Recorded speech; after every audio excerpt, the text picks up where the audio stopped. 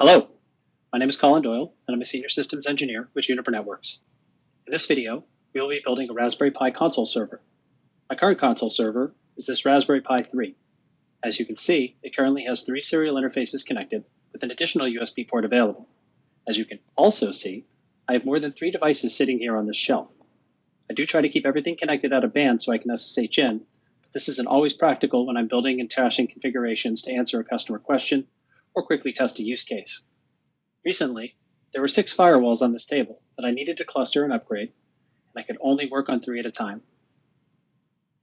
My rack penguin stood there, looking down over his beak at me, judging me. I refuse to be penguin shamed again, so today I'm going to be adding a USB hub and 4 more serial cables to this console server. Like most things, there are a few different ways to set up a console server on a Linux box, and they generally fall into 2 categories. You're either installing a program to manage your connections, or you are using a screen to connect directly to a serial interface. I prefer the screen method. Some folks might want to use a serial server program. Usually these programs include some sort of SSH server that allows you to remotely connect to serial interfaces. For my part, this functionality doesn't save me any time and introduces additional configuration. In my current setup, I have a script that spawns a screen session with 3 windows. Each window connects to one of the 3 serial adapters I have connected to my Pi.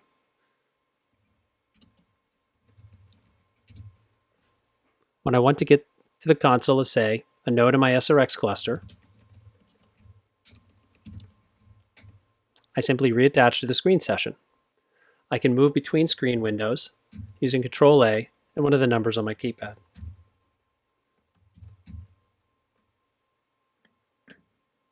When I'm ready to detach, I just do Control-A and then the letter D, and I leave it in that state. Pretty quick, pretty simple. Now what I'm not showing you here is a script that I run to create that screen and then spawn 3 windows that connect to the serial adapters within. We'll cover that later on in this tutorial. Here are the hardware components of this solution. Everything you see here I got off Amazon for about $110. The Pi 3 is a can of kit that came with everything but the micro SD card. I use a 32 gig Samsung micro SD card. I have some generic USB to serial adapters and generic serial to RJ45 cables. You're going to want to make sure that when you're ordering these, you get the correct gender or they're not going to plug into each other. Finally, there's an Anchor 7-port powered USB hub. Specifically, this is an AK-A7505112. Now this matters as not every USB device is compatible with the hardware or Raspbian. Now, the community maintains a compatibility list, so be sure to check that before buying things like hubs or Ethernet adapters. Also, be sure to get a hub that is powered so that you don't oversubscribe the power provided by the Pi to the USB port you plug into. I was planning to show the initial setup of a Raspberry Pi, but it proved to be a little bit challenging. I was going to do it through the GUI, because I think most people are going to be more comfortable with that. Recording a plasma television with a webcam doesn't work very well. So I'm going to, at this point, assume you've already set it up. And if you haven't and you need some instructions on that, I run through that initial setup and configuration in my SD-WAN series. So just pop over there. I do this in a hypervisor, but the steps you need to take are the same. You get logged into the device, you define a host name, time zone, IP address, and allow SSH access. Those are the basics. Once you're at a command prompt like I am, come on back. And if you're already there, let's go. Our first step is going to be the installation of screen. If you want to run like console Pi menus or something, that's fine. But this is how I like to do it. So once that's installed, let's go over to the /dev folder and we can look at the connected objects. And I just want to note that I don't have any USB devices plugged into my Pi right now aside from my hub. That's a bridge, not a device, so it doesn't show up as a device would. If you have anything plugged in already that's a USB device, you'll see it as a TTY USB followed by a number. Device, the naming convention is in the order in which you plug things in. If you already have something plugged in, what we need to pay attention to is what number gets assigned for the first console device that you plugged in. And this is important because these values aren't persistent through reboots. That's just the order things are detected in.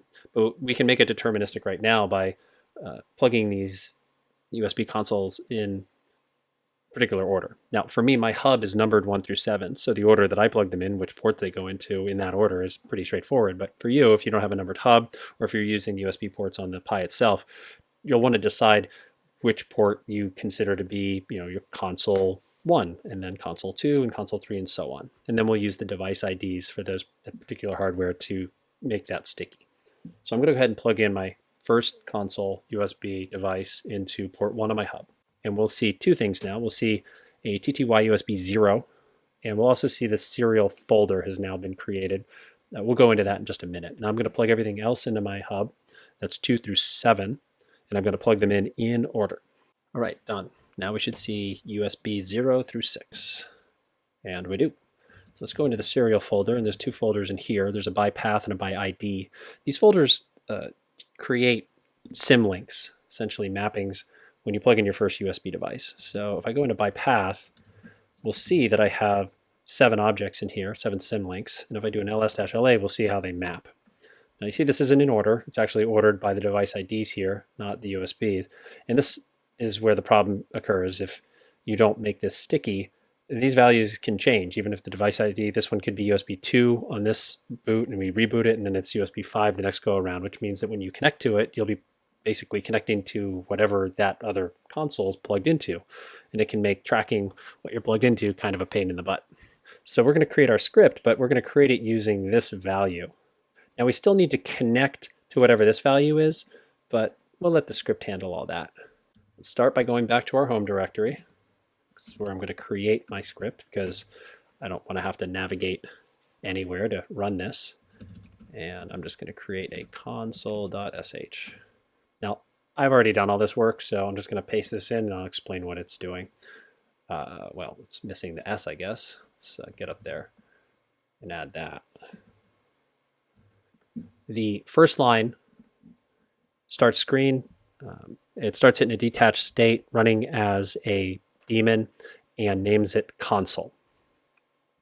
This next group of configurations define variables. I use the realpath command to extract the value of the symlink, basically what it's pointing at. Because we know that value can change, but this hardware will stay the same. So as long as I'm using the hardware and if this hardware ID here is USB 1 and hardware ID, this second one is USB 2, if this could be pointing to TTY USB 5 and it would still get me what I wanted because I don't care what that TTY value is. I want to make sure that the hardware ID is what I am pointed at. Once I have those variables defined, then I instantiate windows within my screen session that connect to the console adapters themselves. And that's it. You can go ahead and pause. You can copy this down if you like. I'm going to go ahead and save it. Now I also do need to make it executable. That's important.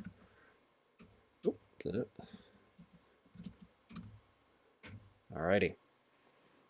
And there's one other thing I want to do as well, and that is just for my own edification. I'm going to go to cd/etc. I'm going to kill the message of the day message file. Yes, sir.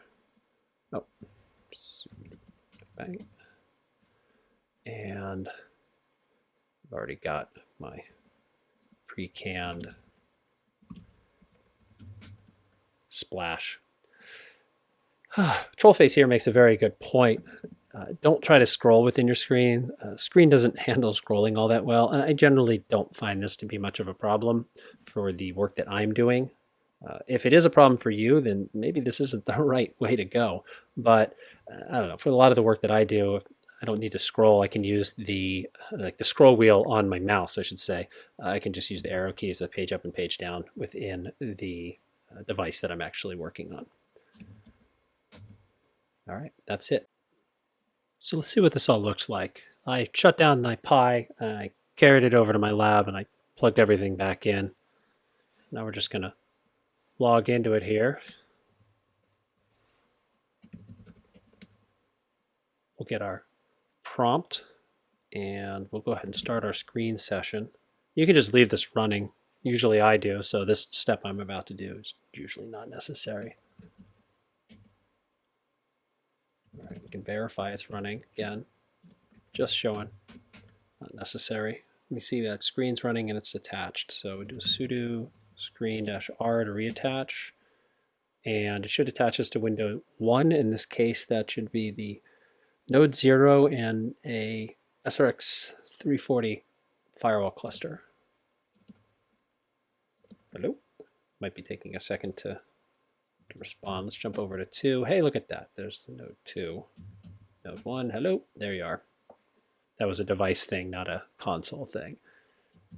3 should be an EX. 4 should be an EX. 5 is a little EX, right? 6 and 7 I don't have plugged in anything right now, but they're there.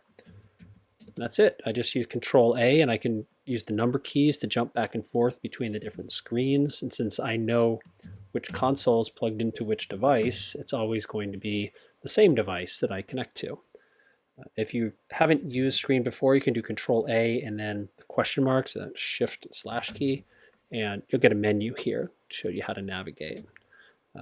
Right now I'm going to leave this running, so I'm just going to do a Control A and then a D, so it is still on. And I can log out now and log back in and just leave it running, and that's fine. Now, just for this little fun, let's go back to dev, and you can see that I've got 1, 2, 3, 4, 5, 6 here again. Go to by path serial, and then by path, do an LSLA, and wouldn't you know it, look, it's 0, 1, 2, 3, 4, 5, 6, but we know from when we did this earlier, this should be 0, that should be 1, 2, 3, 4, 5, 6. So these are not in the order of the numbering on the hub, which is why we went through that exercise. So I hope that this has been helpful. I certainly enjoyed doing it. If you have any questions, put them in the comments below. If you have any requests for videos that you want to see, whether they happen to be on things like this that are more generic, or if they happen to be Juniper specific, also put those in the comments. And until next time, be well.